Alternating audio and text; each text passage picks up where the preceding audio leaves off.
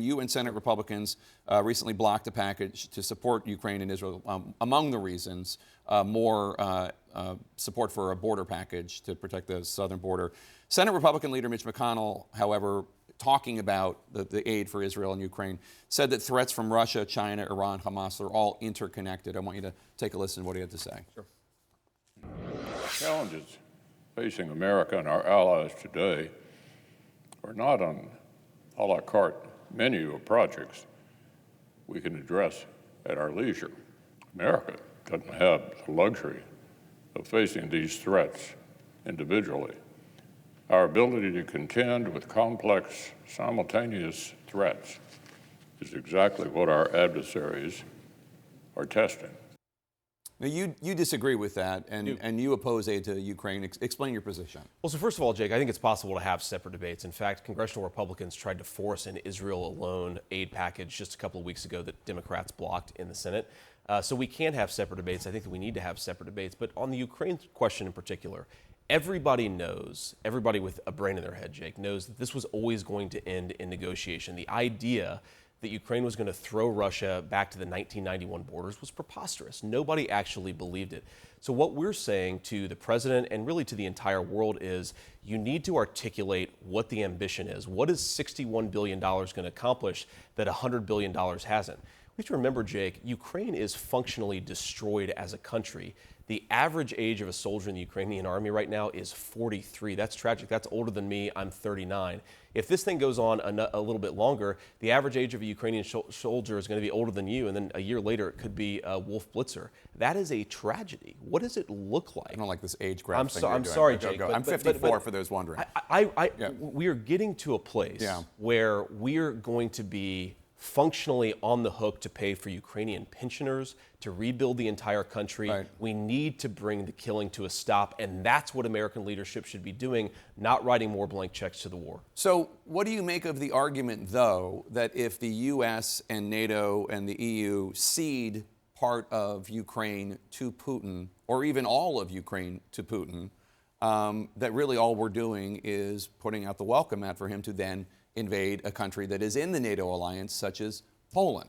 So there are two reasons I don't buy this. First of all, Putin has showed he's much weaker than a lot of people feared. The Ukrainians have fought bravely. They've also stalled Putin at a very small amount of territorial gain relative to the entire country. The idea that he can march to Poland or Berlin is preposterous. And the other thing that this really misses here is we have to remember our NATO allies, with the exception of a few Eastern Europeans, are not carrying their fair share of the burden. Most of them don't even spend 2% of their GDP on defense. If Putin is a threat to Berlin, that means the Germans should be changing something about their defense policy. It doesn't mean we can write indefinite checks to Ukraine. Right, but Russia has been proven to be something of a paper tiger because the U.S. has been helping Ukraine, right? I mean, that's the reason.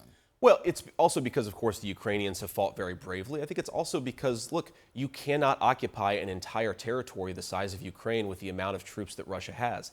The idea that you can go even further and control multiple European nations is, I think, a scare tactic to get people distracted from the fact that our Ukraine policy just doesn't make a ton of sense. You know, I listened to Secretary Blinken. What are we trying to do, Jake? What is the end goal here? How long does this go? Until the president can articulate the answer to those questions, I don't know why we would write another blank check. Well, I guess the argument might be, and I'm certainly not Secretary Blinken, but the argument might be that Russia invaded a sovereign nation that is an ally, and what Russia, and this is a pretty stark morality tale, that what Russia is doing is evil, and Putin's goals are, as he has stated them time and time again, to rebuild the former USSR. It is a stark morality tale, Jake, but we can't make strategic decisions based on stark morality tales. We have to figure out what is in America's best interest. We have a food crisis that's getting worse because of the prolonged war in Eastern Europe. We have an energy crisis that's threatening to swamp multiple allied governments in Western Europe. What's in America's best interest is to accept Ukraine is going to have to cede some territory to the Russians, and we need to bring this war to a close. When I think about the great human tragedy here, hundreds of thousands of Eastern Europeans, innocent, have been killed in this conflict. The thing that's in our interest and in theirs is to stop the killing. Let's turn to some domestic issues, especially in your doorstep. Ohio's new constitutional amendment protecting abortion rights went into effect Thursday. You said after it passed, quote, "We have to recognize how much voters mistrust us on this issue, us meaning Republicans. Sure. This week, the Texas Supreme Court is blocking a woman in Texas from obtaining abortion, even though her fetus has a rare genetic condition that is almost always fatal, and her doctors want her to be able to get this so that she's able to have babies in the future and for her health. Isn't that situation an example of why many voters might not trust Republicans? Well, I don't know the details of that story, Jake, but I will say that we have to accept that people do not want blanket abortion bans. They just don't. I say this as a person who wants to protect as many unborn babies as possible. We have to provide exceptions for the life of the mother, for rape, and so forth. That is just a basic necessity. And when I say that people don't really trust us, Jake, what I'm getting at is, look, I am luckily a person of means, but I have been shocked by, you go to the hospital, you have a baby, you get a $20,000 unexpected bill. What does that look like for a middle-class family that is trying to figure out how to pay the mortgage? We've made it way too hard to have children and to have families in this country. In that environment, if people see Republicans not as the party that's trying to make it easier to have babies, but is just trying to take people's rights away, then we're going to lose. I want to protect as many unborn babies as possible. I also think we have to win the trust back of the American people. And one of the ways to do that is to be the truly pro-family party. I think we are. We've got to carry that message forward and actually enact some public policy to that effect. Is birth control part of that policy, empowering women to be able to make those decisions before they get pregnant? Look, obviously people need to be able to make those decisions. I don't think that I know any Republican, at least not a Republican with a brain, that's trying to take those rights away from people. But I think it goes deeper than that. I mean, I could provide a list for you if you wanted. Well, okay, not anybody I talk to, Jake. But look, I think the more important question is, I talk to a lot of people, a lot of young families who want to have babies. They can't afford mortgages. Yeah. They're terrified about healthcare expenses. We've got to answer those questions for people. We've got to have a role to play because, look, we have a real problem in this country. Not enough American families that want to have children are able to do it. That's how you destroy a nation.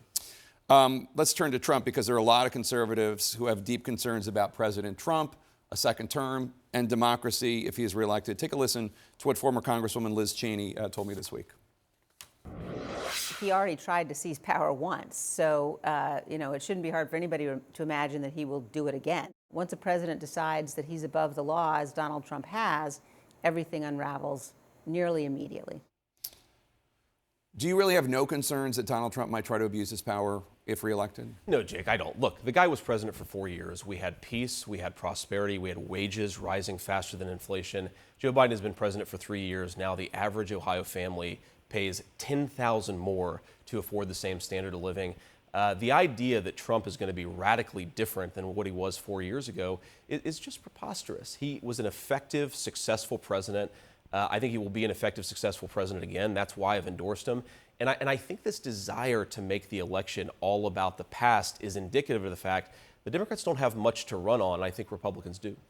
Well, with respect, the one talking about the past more than anyone is Donald Trump, and he's out there talking about how the 2020 election was stolen from him. He's using all sorts of bogus evidence, lies, assertions that were disputed and overruled by court after court, judge after judge, election board after election board, judges and election boards that were Republicans and judges that were appointed by him.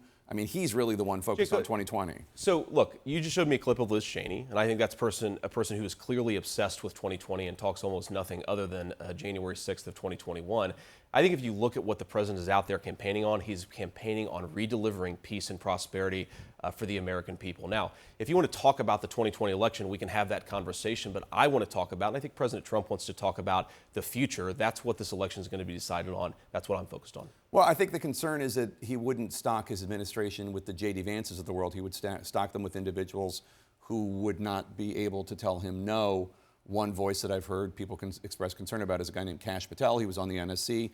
He served briefly as the chief of staff for the Pentagon. Here's what he had to say on Steve Bannon's podcast earlier this week.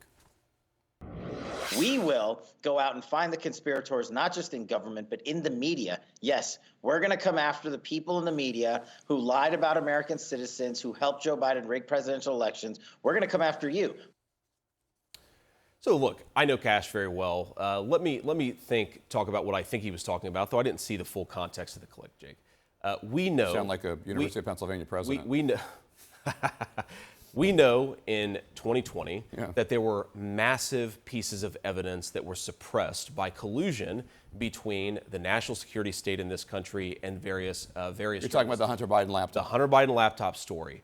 The It was reason, out there. The reason that it was suppressed on social media For like a millions, day or, for like a day or millions- two on Twitter. Jake, millions of Americans, there have been studies on this, didn't see that story, that would have seen it if there hadn't been that collusion between these technology companies and members of the media who had security clearances. These people were using the trust acquired over a lifetime of public service and lying to the American you agree people with Kash Patel? in order.